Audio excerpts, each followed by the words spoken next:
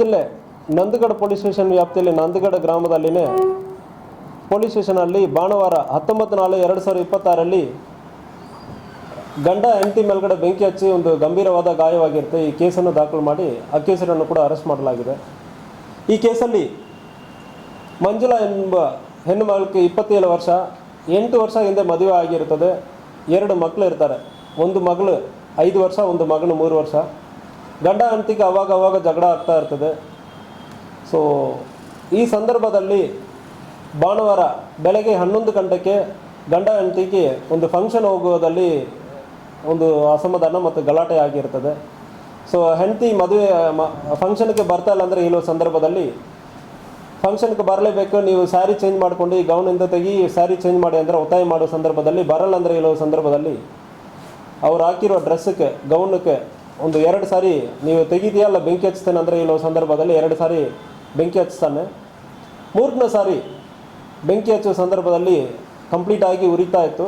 ಉರಿಯುವ ಸಂದರ್ಭದಲ್ಲಿ ಇದರಲ್ಲಿ ಅವ್ರಿಗೆ ಗಂಭೀರವಾದ ಗಾಯವಾಗಿರುತ್ತದೆ. ತಕ್ಷಣ ನಮಗೆ ಕಾಲ್ ಬಂದಿರೋ ತಕ್ಷಣ ನಾವು ಹೋಗಿ ಅಟೆಂಡ್ ಮಾಡಿದ್ವಿ. ಅವರು ಇನಿಷಿಯಲಿ ಬೆಳಗಾವಿ ಹಾಸ್ಪಿಟಲ್ಲಿ ಅಡ್ಮಿಟ್ ಆಗಿರ್ತಾರೆ. ಆದಮೇಲೆ ಈಗ ಗೋವಾ ಹಾಸ್ಪಿಟಲ್ಗೆ ಶಿಫ್ಟ್ ಮಾಡಿರ್ತಾರೆ. ಇದರಲ್ಲಿ ಅಕ್ಯೂಸ್ಡ್ ಕೃಷ್ಣಾಜಿ ಪರಶುರಾಮ್ ಪಾಟೀಲ್ ಇವ್ರಿಗೆ ಇತ್ತೀಚೆಗೆ ಒಂದು 2 ತಿಂಗಳ ಹಿಂದೆ ಒಂದು ಬ್ರೈನ್ ಟ್ಯೂಮರ್ ಆಗಿರುತ್ತೆ. ಅದರಲ್ಲಿ ಕೂಡ ಆಪರೇಷನ್ ಕೂಡ ಆಗಿರುತ್ತದೆ. ಸೊ ಇದು ಕೂಡ ನಾವು ಪರಿಗಣಿಸ್ತಾ ಇದ್ದೀವಿ. ಆದರೆ ಕೂಡ ಅಕ್ಯೂಸರನ್ನು ಅರೆಸ್ಟ್ ಮಾಡಲಾಗಿದೆ, ಆಲ್ರೆಡಿ ಜೈಲಿಗೆ ಕಳಿಸಲಾಗಿದೆ. ಈ ಕೇಸಲ್ಲಿ ಯಾವುದು ಪೆಟ್ರೋಲ್ ಇಲ್ಲ ಕೆರೋಸಿನ್ ಯಾವುದು ಹಾಕಿದಾರ ಅದ್ರ ಬಗ್ಗೆನೂ ಕೂಡ ವಿಚಾರಣೆ ನಡೀತಾ ಇದೆ.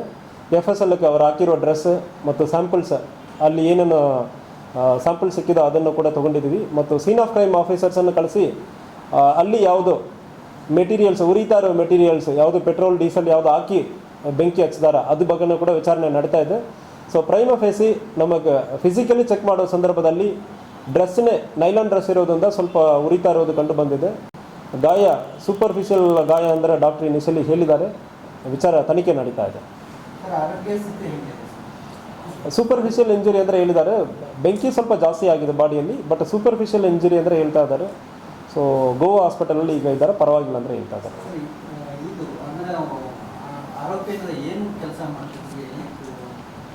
ಸೊ ಆರೋಪಿ ಒಂದು ಹೋಟೆಲಲ್ಲಿ ಕೆಲಸ ಮಾಡ್ತಾ ಇರೋದಾಗಿ ಹೇಳ್ತಾ ಇದ್ದಾರೆ. 2 ತಿಂಗಳ ಹಿಂದೆ ನಮ್ಮ ನಂದಗಡ ವ್ಯಾಪ್ತಿಗೆ ಬಂದಿದ್ದಾರೆ. ನೇಟಿವ್ ಇಲ್ಲಿ ಬೆಳಗಾವಿ ಜಿಲ್ಲಾ ನಂದಗಡ ಸುತ್ತಮುತ್ತ ಇರುವ ಗ್ರಾಮದಲ್ಲಿ ನೇಟಿವ್.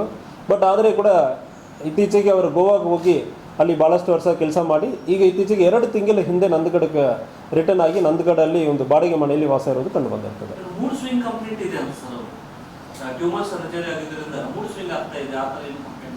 ಸೊ ಅಂತಾಗ ಒಂದು ಇವ್ರಿಗೆ ಅಕ್ಯೂಸ್ಡ್ ಆದ ಕೃಷ್ಣಾಜಿ ಪಾಟೀಲ್ಗೆ 2 ತಿಂಗಳ ಹಿಂದೆ ಬ್ರೈನ್ ಟ್ಯೂಮರ್ ಆಗಿರೋದು ಬಗ್ಗೆ ಹೇಳಿರ್ತಾರೆ.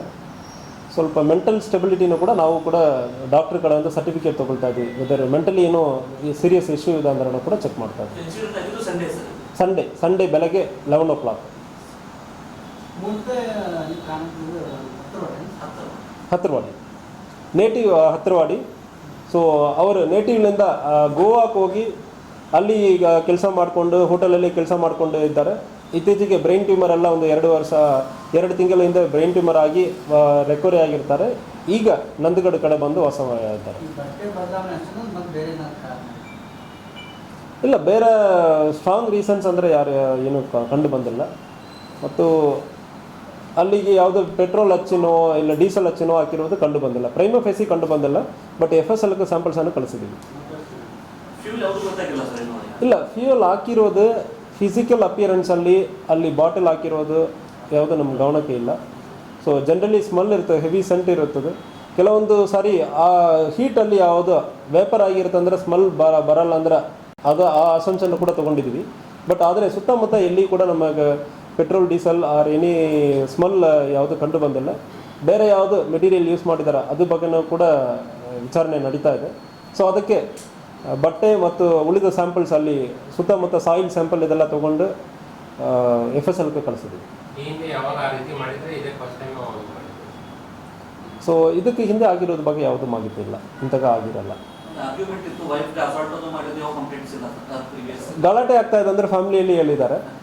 ಸೊ ಅದ್ರ ಬಗ್ಗೆ ಈಗ ಫರ್ದರ್ ಸ್ಟೇಟ್ಮೆಂಟ್ ತೊಗೊಳ್ಬೇಕು.